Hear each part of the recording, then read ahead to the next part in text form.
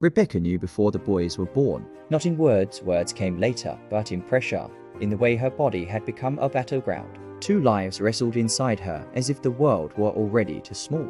When she had cried out to God, the answer had not comforted her so much as clarified her fear. 2 nations are in your womb. The older shall serve the younger. She carried that sentence like a hidden blade.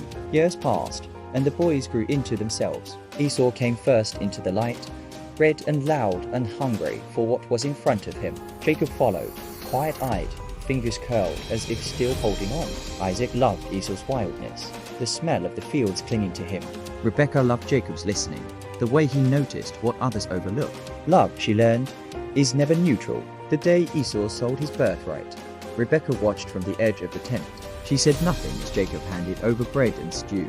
As he saw it like a man who believed tomorrow would always come. But something in her tightened, not triumph, not relief, but recognition. This is how it happens, she thought, not with thunder, but with appetite. Still, knowing is not the same as choosing. That came later, when Isaac's eyes dimmed and his strength faded, when the promise narrowed into a moment that could not be repeated. Rebekah overheard Isaac's plan, heard the blessing spoken toward Esau like a thing already decided. The blade turned. She went to Jacob with a voice steadier than she felt. "Listen to me," she said, because there was no time for gentleness. She laid out the plan quickly, brutally. Deception, disguise, a lie told with borrowed schemes and stolen words. Jacob recoiled. "He will curse me," he said. "I will become a deceiver." Rebekah closed her eyes. "You already are," she thought, but did not say. Instead she said, "Let the curse fall on me."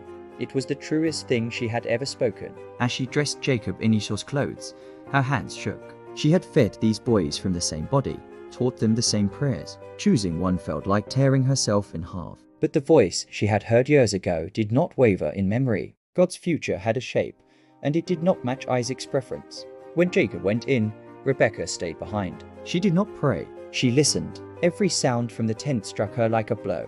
Isaac's uncertain questions, Jacob's careful answers, the moment of hesitation that stretched too long. She pressed her palm to her mouth when the blessing was spoken, rich and irrevocable. It was done. Esau's cry came later, raw, animal, devastating. It split the camp open. Rebekah flinched as if struck. This was the cost she had known was coming, and still it broke her. There are wounds even prophecy does not soften. She sent Jacob away that very day. Not because she did not love him, but because loving him now meant distance. She watched him disappear down the road, carrying a blessing that would remake the world and a guilt that would remake him. Isaac never spoke of it again. Esau never forgave her.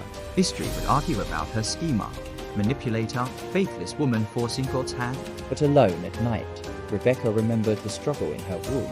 She remembered the God who had spoken before anyone else could interfere. She remembered that choosing is sometimes not between right and wrong, but between silence and action.